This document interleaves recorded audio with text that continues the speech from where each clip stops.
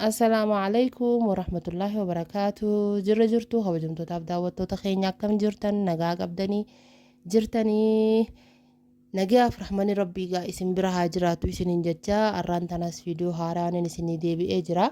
Viidiyoo ganamarraa eegalee hanga ciree keenya hojjannutti yookaan faxara keenya hojjannee nyaannutti maal akka fakkaatu isin garsiisuu fi akkuma argitan kunoo ganama kaanee egaa subhii salaatu jirra. Subhii salaateetiin eegas booda hojii garagaraa godhus seenaa hojjechus seenaa akka isinitti tolugaa inshaallah abdii guddaan qabaa. Eegaan salaatee booda egaa dinnicharra kaayyadhee xiqqoo gizeen taa'ee booda kun akkanatti ifee jira. Dinnicha ammoo bilchaachuu jiranaafi hangasuu yoon mana kana hare hoo yaanni joonaa dhufeen mana kana hara firraayi mana diippilii halee isaan firraa kakaasee haree ture. Amma immoo gubbumarraa xiqqishoo qushaashni jiraate yaaduma je'uufiin ifirraa haraa waan hin godhuun qabu. Hangasuu lafa taa'urra manneen kana yoon firraa hare irra bareedaadha yaada je'uttiin mana kana harus seene. Mana kana gaafirraa hareetiin achi qofatti hin dhaabbanne alatti illee gabbaheetiin fuuldura hulaadha. Ifirraa haraa akkasiin isiniin jaagaa daawwattoota keenya viidiyoo keenya daawwatu jirtanii.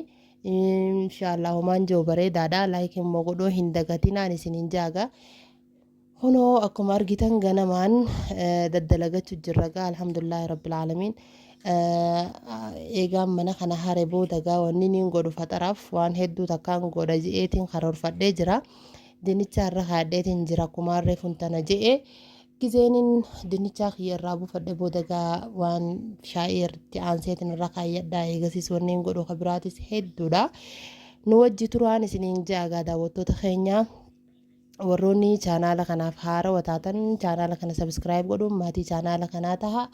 Subscribe eeguu gootan booda immoo notification beelii jira. Subscribe jettu cinaa waan jiru san tuqaatiitii all bakka ji'urra kaayaa viidiyoo yeroo nan gallakkisu cufa akka battalumatti isin bira gahuuf akkasitti notification beelii san tuqaa yookaan immoo waan akka bilbiltuu jennaani isa san tuyxanii all waan ji'urra yoo keessan viidiyoon ani hojjedhu gizeen ani upload godhee gizeen an gallakkise jechuudha.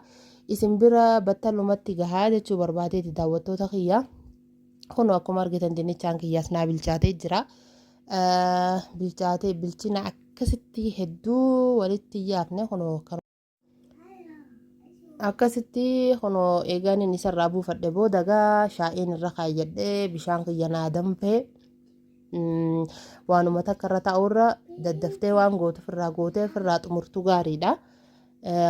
Saniifin akkasitti jidduutti manneen isa harachu jira. Shaa'iiti eegaan irra kaadhe booda gaa bishaan gizee naa danfe sukkaraan itti naqadhe. Sukkara itti naqadheetiin shaayii qixxee itti naqadhe. Akkasitti gaa sila hawaajillee kanumatti naquu qaba. Walaakin immoo hawaaji shaayii waan hin tumee hurreessee jiruuf jecha wanni tuma jalatti naqadhe. Maali gaa barraadaa jalatti naqadhe inshaallah ni argitanii. Akkasiin isinin jaaga daawwattoota keenya. Kunoo shaayii qixxaliin tanaa shaayii qixxalii hurraasanii isii tanaan itti naqadha jechuudha. Namni gariittis zanjabiilitti godhaa. Shaayii gaa namni akkaataa hedduutti godhaa. Ani waan takka ittiin goone gaa shaa'uma qofaa fi hawaaja shaayii bichaan itti godha. Namni garii zanjabiilis itti godhee akkasitti hawaajas itti godhee shaayii qixxaliis itti godhee akkasitti godhaa. Kun akkuma argitan shaayii qixxalii maal jettaniin hawaaja shaayii saniin jala godhadhee shaayiitii itti naqadhaa. Barraadatti naqadhee xumureetiin jira. Amma immoo itti aansee wanni godhuu deemu. Harka kiyyarra gaarii adii takka argitanii turtanii daqiiqaa gizeeniin saanan nannaqadhuun akkasitti natti wanni tatee harkarra na jira ture. So ammaan tana wanni godhuu deemu kunoo daqiiqaadhaan akkanatti dhawachuu jira. Waan cireetiin godhatu deema gaa waan faxaraatii jechuudha. Biddeena maaliin ja'anii qiinxaan godhuu deema. Qiinxaa qofaa miti. Waanuma garagaraatiin godhuu deema gaa gizee takka waan nama hawwitu qabdi waan nama feesistuu qabdi gaa lubbuun tuni. Saniifin akkasi godhuu deema. Daabbollee kaleessa galgalaan godhee ture. Hiraataaf je'eetiin godhee hiraata irraa nyaannee xiqqishootu hafee silaasan qofallee dinnichaa hojii godhuun hin danda'a. Walaakin immoo xiqqishoo waan taateef kanaan itti dabalu jira. Yeroo baay'ee daabboollee alaa bituun natti hin tolu yoo na dhukkubee yookaan immoo yoo guyyaan dibbirtii qabaadhe guyyaan akkanuma waa hojjechuu hin feene qofa daabboo alaa binna yookaan immoo guyyaa waan itti goonu hin jiraanne bicha daabboo alaa binna malee yeroo baay'ee daabboo alaa hin bitu niin godha. Akkasiin isinin jaaga daawwattoota keenya. Dhiifama gaa qooqnillee jidduu seenee isin dararuu danda'a qooqni ni yaati. So dhiifamaan isinin jaa noof kolcha. Taphachuu jirti isinis saniif kunoo biddeena kanaas akkanatti bubbuufadha. Shaayii eegaan irraa buuse boodaan isa irra kaayyadhe isa immoo buufadheetiin daabboo sanillee israaf hin goone ni fayyadamna gaanii arkitan akkaataan itti godhuun isinin jaaga daawwattoota keenya. Eegas booda gaamat bashaa ibiddarra kaayyanneetiti salliixatti godhannee dinnichaa keenya godhanna. Dinnichaa godhanna gaa dinnichaa kaarootii hojii. Akkasiin isinin jaagaa kunoo akkuma argitan salliixatti godhee hanga salliinni xiqqishanaa oowwuun eegu jira. Shunkurtaan itti naqadhaa daawwattoota keenya niin goggodha akkaan itti goggodhutu akkasiin isinin jaa alhamdulillah rabbil aalamiin biitii teenya jireenyi qaalawee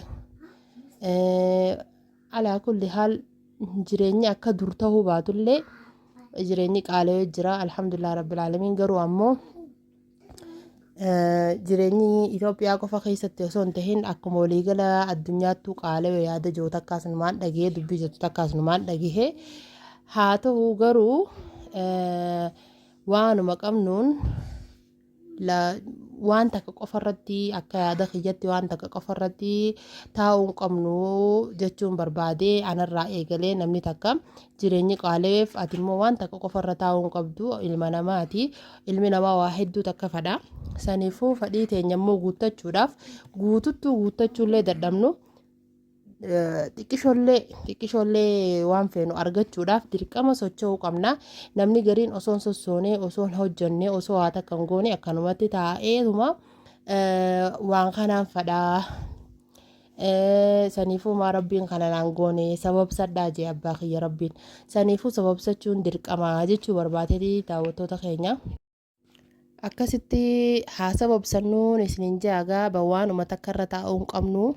Tattaafachuu qabnaa waan dandeenyuun waan hin beekne immoo barannee waan beeknu immoo itti fayyadamnee tattaafachuu qabna. Akkasitti malee keessaa hin baanuun isinin jechuu barbaade daawwattoota keenya. Barnoonni immoo dirqama. Barnoonni addunyaatis aakhiraatis dirqama jechuu barbaadeeti gaa yoo xiqqaate gaa guyyaa kana guutuu akkanumatti waa takka faayidaa malee akkanumatti ooluurra dalagaa ganama abbummaan fadheehu subii yoo ka'ee waan godhu guututti hanga sa'a jaatti ni hojjeta namni mana keessa oolu jechuu barbaadeeti. Sa'a jaha booda immoo iriftiidha waan takka illee nu hin jiru je'eetiin amana.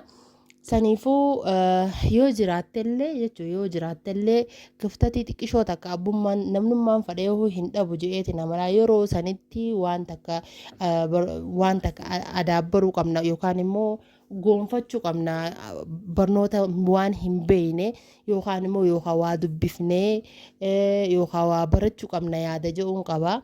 San barachuu qofaa miti hojiitti jijjiirree akkamitti milkaa'uu dandeenya akkamitti jijjiiramuu dandeenya yaada jedhuun dirqamaa socho'uu qabna yaada jedhuun qaba jechuu barbaadeeti daawwattoota keenya.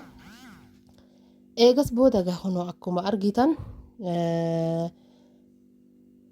dinnichaa godhee haasawutti hin jira gubbarraani. Dinnichaa eegaan godhee booda gaa hunoo daabboo tanataniin edaa godhee jechuu barbaadeeti. Warroonni biyya keessa jirtan gaanii beeytanii warroonni biyya alaa jirtan jireenyi qaalawee bichaa dhagoo dandeessanii garuu ammoo waan isin ajaa'ibu viidiyoo waraabanii jirti inshaallah isiniifin gadhiisa. Aspeezaa guututti meeqa akkaanin itti fixee amma fakkeenyaaf daqiiqaa qarshii 2,000 bite sanuu warshaa dhaqee warshaa jira achii binne gatii rakashaan binne gaa magaalaa yoo ta'e sanii ol jechuu barbaadeeti 2,300 amma fakkeenyaaf dirree dhawaa 2,300 nun jaani so wanni biraatis akkasuma ruuzaas waan cufaahuu waan baatii waan hin bitadhe guututti isiniin garsiisaa viidiyoo waraabeen jira isiniif hin gaddisa inshaallah akkasiin isiniin jaagaa kunoo daabboo akkasitti irraa godhannee jirragaa kunoo waan qaqqabnuun akkanatti dirqama baargarii magaalaa dhayina nyaachuu hin qabnu maallaqa qarshii 100 meeqatti baafne waanuma mana keessaa qabnuun cheese jiraatu foon jiraatus weel bareedaadha yoo hin jiraanne immoo dirqama akkanumatti baargar feene hafuun qabnu jechuu barbaadeeti waan mana keessaa qabnu bichaadhaan akkana godhannee nyaachuu ni dandeenya baargar fakkeessinee jechuu barbaadeeti akkasiin isiniin jaagaa daawwattoota keenya kunoo daabboon tunis ta'e galgala godhee irraa haftee halkan hiraata irraa haftee jechuu barbaadeeti akkasii eegaan kanafirraa dhidheessee faxara kiyya xumure booda mana kanaatti hafee mana xiqqaa kanatti waan hiraata dhiifama waan faxara nyaannuuf yookaan ciree nyaannuuf manuma kanaan gad haraa hin kakaasu faxaratti nyaanne waan ta'eef eegas booda lama daharama waan ta'eef tolchumaa fi akka faxaratti nyaannuuf jechuudha bakkuma tana kakaaseetiin haree faxara keenya yookaan ciree teenya dhiheessannaa jechuu barbaadeeti daawwattoota keenya.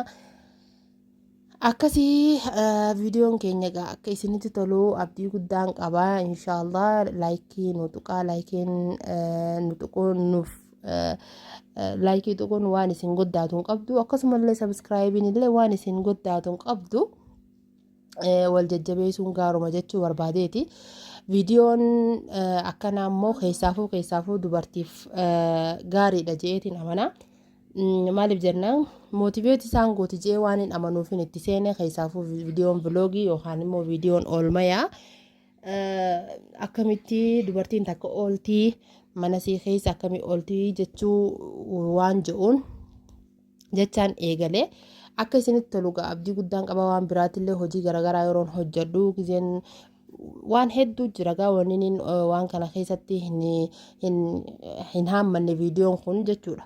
viidiyoon hojjechaa jiru hangammaatti sanillee inshaallah guyyaa biraa keessatti isinii dhi'een isiniif gadhiisa kanuma gaa viidiyoon keenya ka'arraa faxara keenya ciree teenya nu wajji gootanii nu wajji nyaattanii inshaallah na wajji dhiyeessaan isiniin jaa ammaan tana kunoo biddeena kana warra biddeenaan nyaachuu fedhu biddeena daqiiqaatiin nyaachuu fedhus kunoo kanattiin dhiyeessaa fi dinnichaa kuba godhee abukaadoo gubbaarra godhee fi shaayii teenyaas dala hojjenne kunoo daabboon isaa abbaa lameen akkanatti dhiyaattee jirti akkanaan isiniin jaagaa alhamdulillah rabbil aalamiin viidiyoon keenya ka'arraa kana hanga guyyaa biraa viidiyoo biraatiin deebi'ee isinii dhufutti du'aayi nu godhaa inshaallah viidiyoo bareedduu inshaallah viidiyoo biraatiin isinii deebi'ee dhufaa hangasitti wasalaamu alaykum warahmatullahi